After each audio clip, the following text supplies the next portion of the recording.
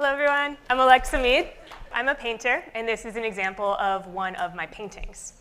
It looks like a normal portrait, but there's actually something different about it. Now, if you zoom in closer and look at the details, you'll see there's something going on with the textures. And that's because I'm not painting on a normal canvas. I'm painting on real human beings. I take an entire three-dimensional space, human included, and cover it in a mask of paint that makes it look like it's two-dimensional. And as you can see, this illusion works from every possible vantage point. It's not dependent on a specific point of view. Now, a lot of people wonder, how did I learn how to do this? Where did I go to art school? And I invented this technique by accident. I didn't study art. I actually studied politics.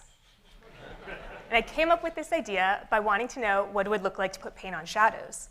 I did a couple of experiments, and all of a sudden, I realized I can make a 3D space look like a two-dimensional painting.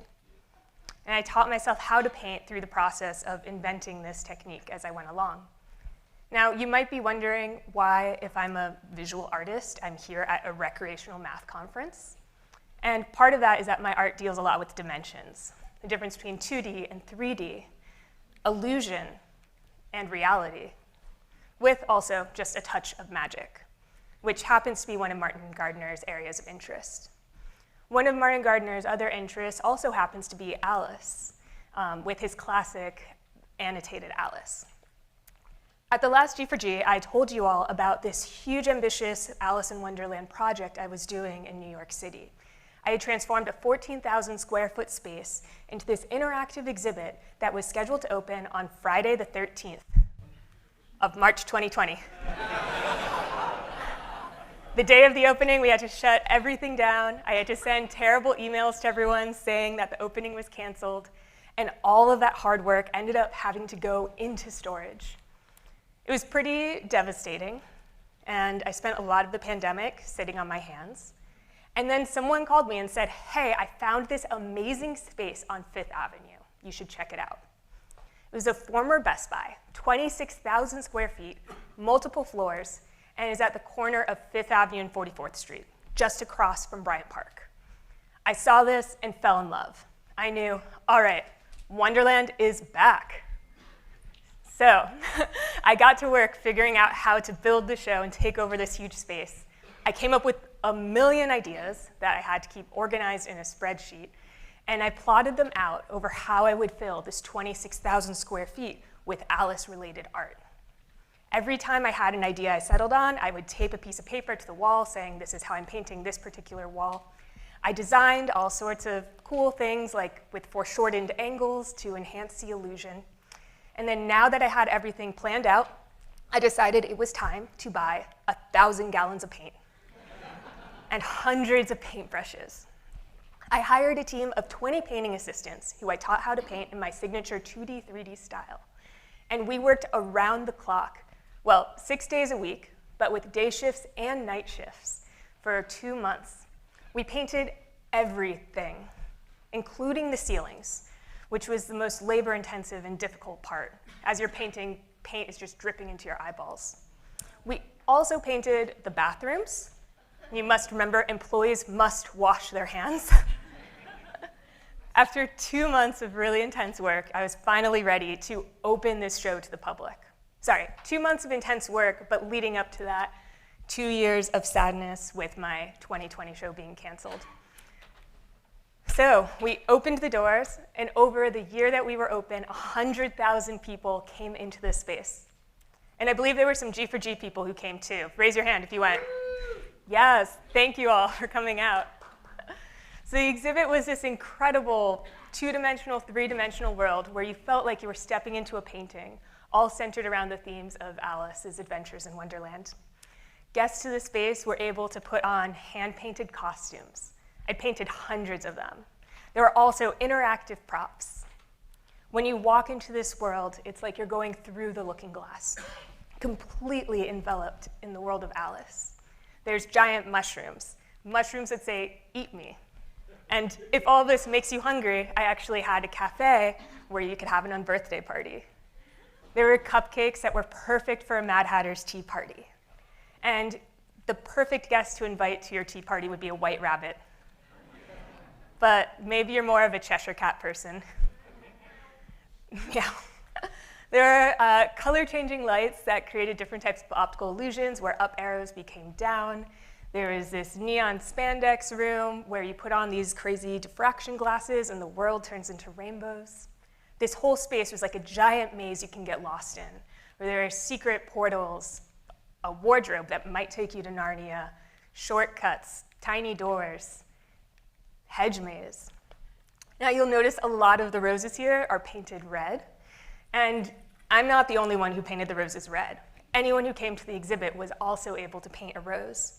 But it didn't just have to be red. It could be any color you want. So if you look at that background in focus, you'll realize that's thousands of painted roses, tens of thousands of them that came through. People in the exhibit, 100,000 people came through for all of these roses. Every weekend during kids' programming hours, we'd have storybook time where a new generation of kids would be introduced to Alice. At the last G4G, I talked about my own Alice book that I was working on. I had a collaboration with photographer Ruby June, who photographed herself as Alice. I'm now updating that book with new photos from Ruby June, and here's just a sneak peek of some of the new things that she shot at this Wonderland. With this house of cards, that is a metal structure that I had built, so you can actually sit on it. And then there's all of these other loose cards that you can add to it to build a house of cards up to the ceiling. That's famous architect Bjarke Ingels there. Every card is different, so you could actually play a real card game with them. I also wanted people to be able to take home the magic of these playing cards, so I made my own set as a giveaway, of course in rainbow. Plenty of magicians came through this space. This is a collaboration I did with one of them. He's actually famous on the internet. His name is Zach King. And this is the video that he ended up posting from it.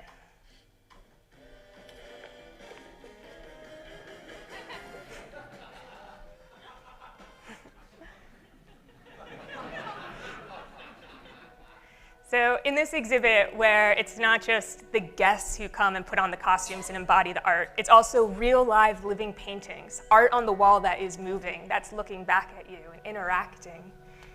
Now, a lot of people would want to know when I was painting live models in the space.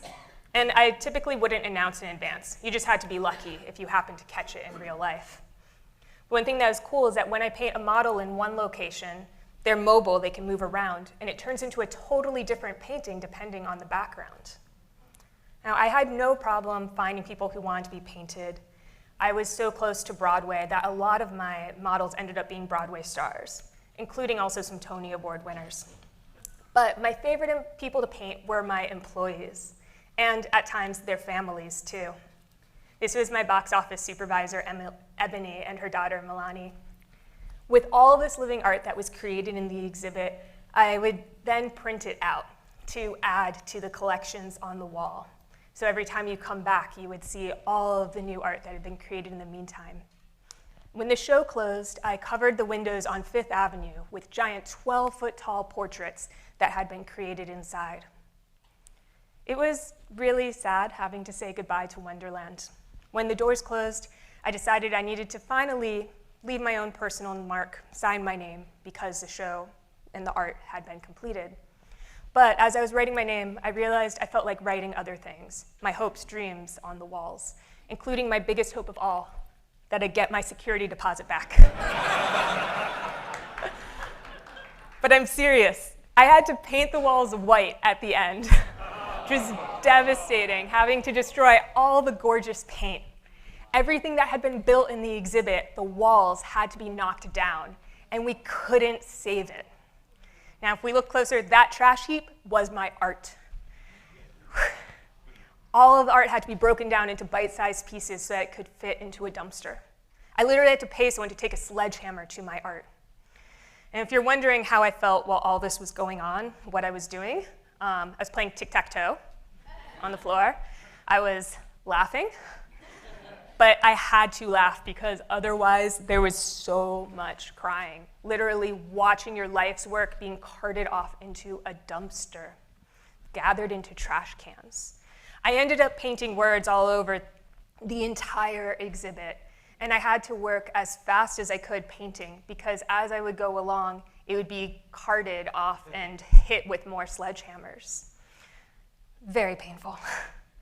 But one of the things I painted was sometimes you have to let go of old dreams to make room for new dreams. And getting to actually see my exhibit come to life was truly a dream. And who knows, maybe this empty blank space that I left behind will be someone else's dream. One of my dreams that did come true, though, is I got my security deposit back. Yeah. But with that, that's everything I needed to say. Thank you.